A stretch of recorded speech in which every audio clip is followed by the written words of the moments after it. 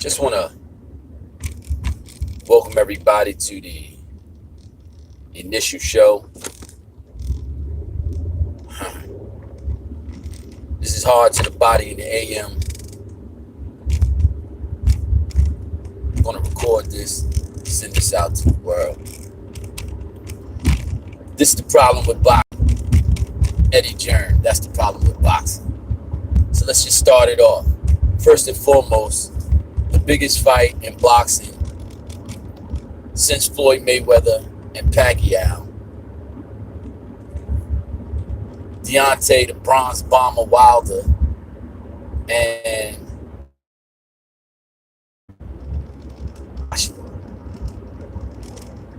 so here's the issue. By not making this fight, Eddie Hearn cost the United States economy $500 million. Now, I know you're thinking, what? All right, let me explain it to you. First and foremost, this is a $250 million fight for the first fight. Easily. In pay-per-view money. Then you're talking about another 30 to 50 million in revenue at the gate. Then you're talking about the restaurant industry in Las Vegas, the casino industry, the betting industry, the travel industry, the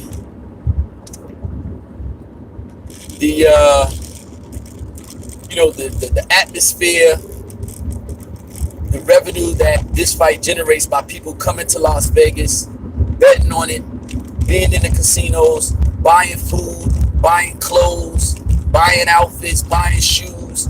All of this stuff is culminated into one event. That's what a lot of people don't understand. You know, a boxing event is not just somebody showing up watching a boxing match. A big event like this is an event. It's like a Paramount event. You know, people are going to get there a week ahead of time. They're going to vacation. They're going to enjoy. They're going to fly there. So, you know, so Eddie doesn't understand that the game is all tied into a whole bunch of other industries. It's not just the boxing fans that he robbed of the fight of the century, of the 21st century. He robbed a whole bunch of industries. So Eddie, you got to understand, the casinos are mad at you.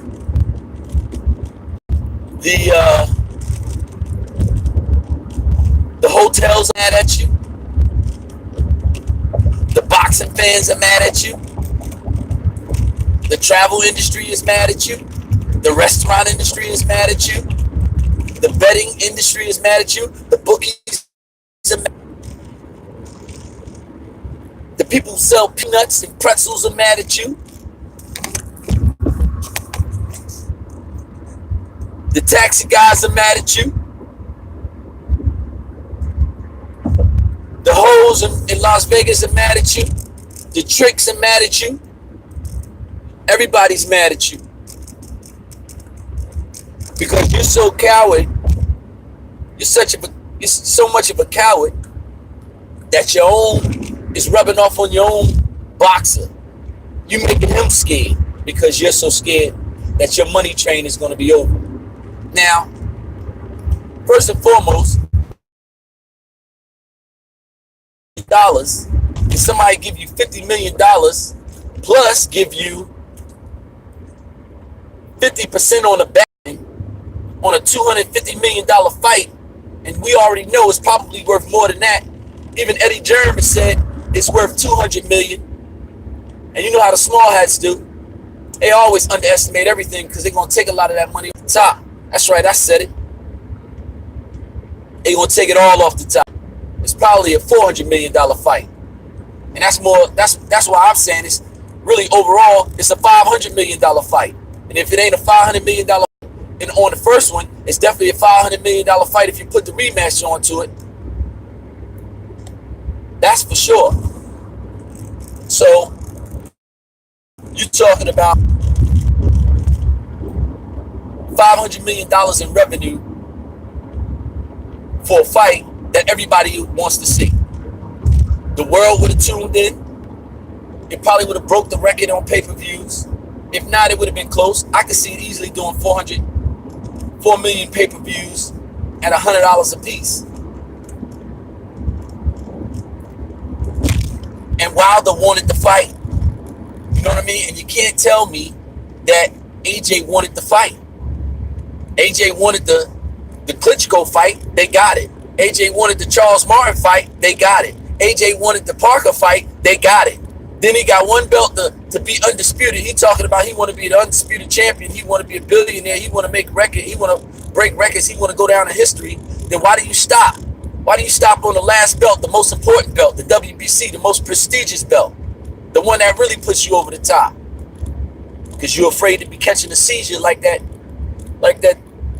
white boy that Deontay Wilder had catching a seizure, the former heavyweight champion of the world. He was a former heavyweight champion. Had him shaking on the ground. You don't want to be like off the spilter, thinking that you dead laying on the ground. Yo, the Bronze Bomber, shout out to the Bronze Bomber. The Bronze Bomber is the most dangerous man in boxing. The most feared man, fights anybody, anywhere, any place. You the world champion. It ain't no, yo, you not ready for this fight. You want a couple more fights? No. Take on, build it, pick and choose who he was going to fight. And Lennox Lewis lost. And then regained his championship rematches. I got respect big time. So let me just say this. Man, say mushroom boxing is the problem with boxing. Because what he's done is he's issued this culture of ducking and cherry picking, lying and conniving, misleading and deceiving the fans of boxing. I don't care if you're a casual fan, you're a hardcore fan, I don't care what it is. I've been watching boxing since I was 5 years old, my uncles and my cousins. We watched everybody. All the fights.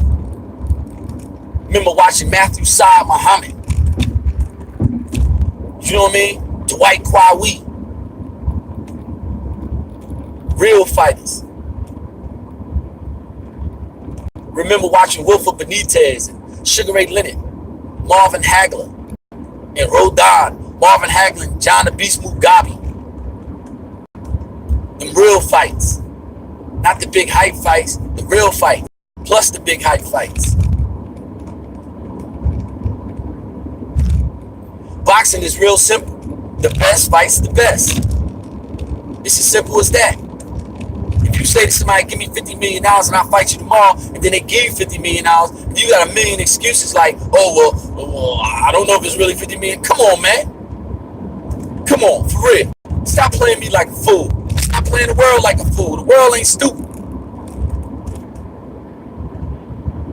It's so hard to negotiate with Deontay Wilder. Nah, it's so hard to negotiate with somebody when they don't want the fucking fight.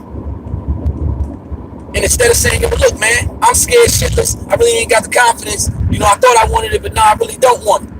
I don't want no smoke. Y'all keep running this charade. It's bullshit. Charade ain't real. You just scared. Your team is scared. Mushroom boxing is scared. Everybody know that that's your gravy. That's your ticket. And so, when your ticket is over, your run is over. You can't throw 4 or 5 more garbage fights, having the world watching these garbage fights. You're fighting everybody in your camp. Carlos Takam, Parker, what a sleeper that was. Next he gonna fight Chisora, then he gonna fight Dillian White again, then he gonna fight Klitschko again. Come on, man. You gonna recycle the same 3 boxes 6 times, 7 times? And AJ, man, look, man, they making all that money off of you, man. You're not getting nothing. You ain't getting nothing.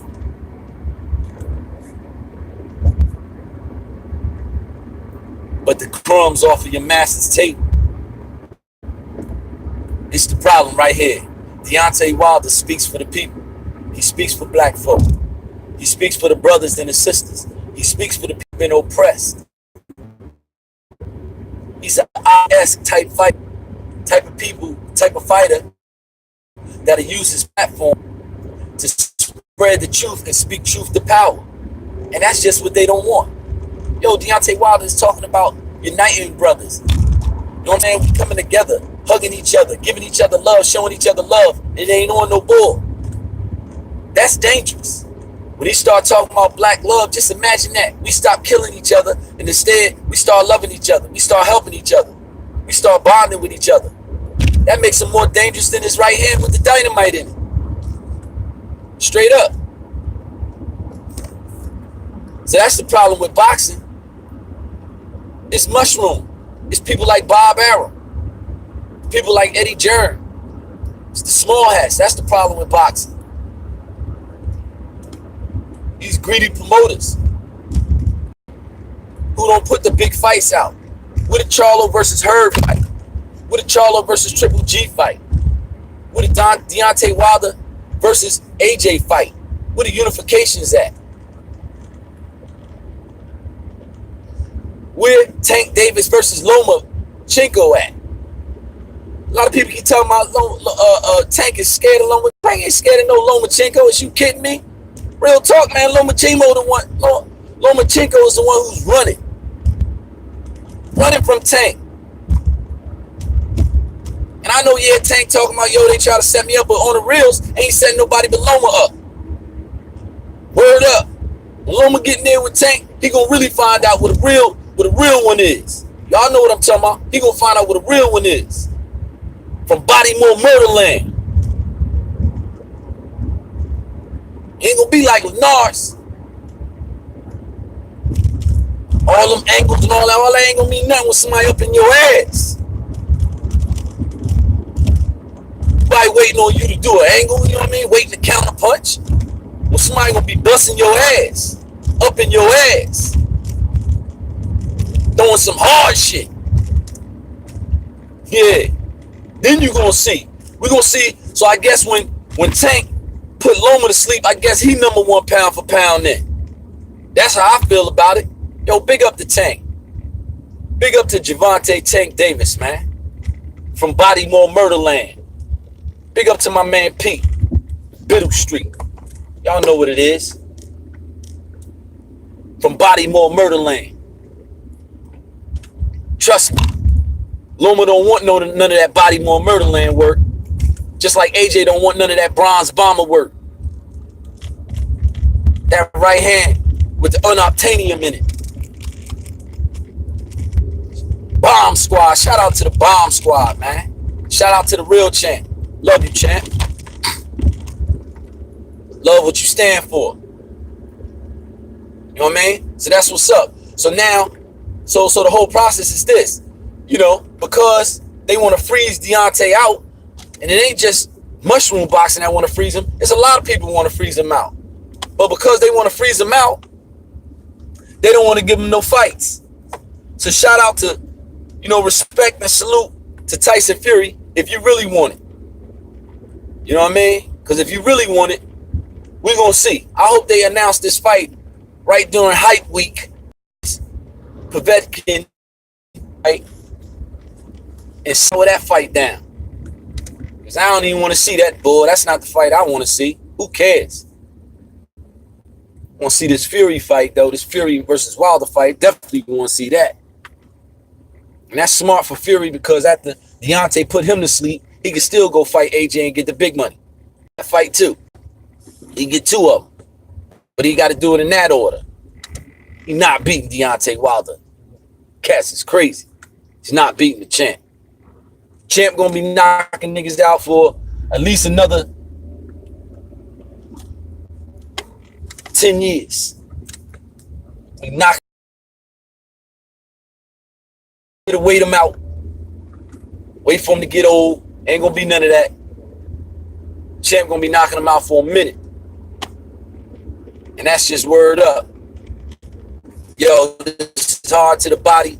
early a.m.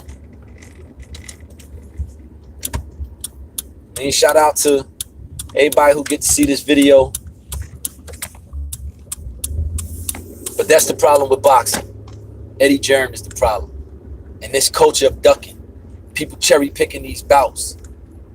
Now everybody want to do it. You got Triple G cherry picking. You got AJ cherry picking. You got the whole mushroom boxing cherry pickers. Everybody want to fight a person you know they could beat. That's what a bully do. They don't want to fight the best though. So that's what's up. And that's what's going to happen. And that's why Eddie not going to survive in America. Because he done already took $500 million out of America by not making that AJ Deontay Wilder fight. They could have easily made that fight. $250 million fight. Imagine. AJ, you would have got $125 million off of that fight alone. And in the rematch, you would have probably got another 100. You a fool. It's your boy, Brother Power. Octavision. Signing off.